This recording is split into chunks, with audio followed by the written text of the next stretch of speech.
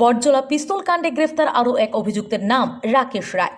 গত 24শে জানুয়ারি আগরতলার বরজলার শক্তিপদ পালকে প্রাণে মারার জন্য তার বাড়িতে গুলি করে কিন্তু অল্পতে প্রাণে বেঁচে যায় শক্তিপদ পাল।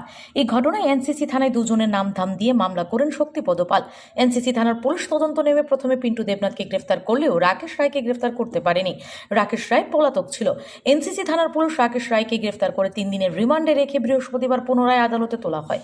এই ঘটনার সম্পর্কে সংবাদ মাধ্যমকে মুখোমুখি হয়ে এনসিসি থানার ওসি সুশান্ত দেব জানান,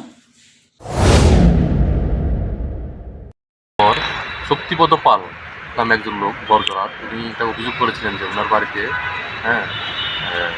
ওদিনই সকালবেলা ভোরবেলাতে গুলি করেছে, পিস্তল দিয়ে গুলি করেছিল ওনাকে প্রাণ হত্যার উদ্দেশ্যে।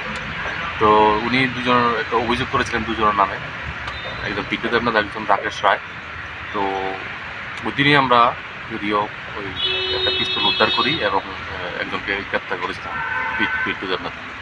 তো গত রাকেশ রায়কে আমরা পরে গত 5 তারিখ আমরা অ্যারেস্ট করি এবং একদিন পুলিশ রিমান্ডে ছিল। আজকে আমরা পুলিশ রিমান্ড শেষে ওকে মাননীয় আদালতে প্রেরণ করি। রাকেশ রায়কে আগে গ্রেপ্তার করা হয়নি কি? আগরতলাতে ছিল না, অন্য কোনো জায়গায় ছিল? অ্যাবসকন্ডিং ছিল। কতদিন ছিল এটা? ওই ঘটনার পর থেকে উনি অ্যাবসকন্ডিং ছিল। আচ্ছা, আর আজকে কি ওনাকে কোর্টে পাঠানো হয়েছে? আজকে কোর্টে পাঠানো হয়েছে।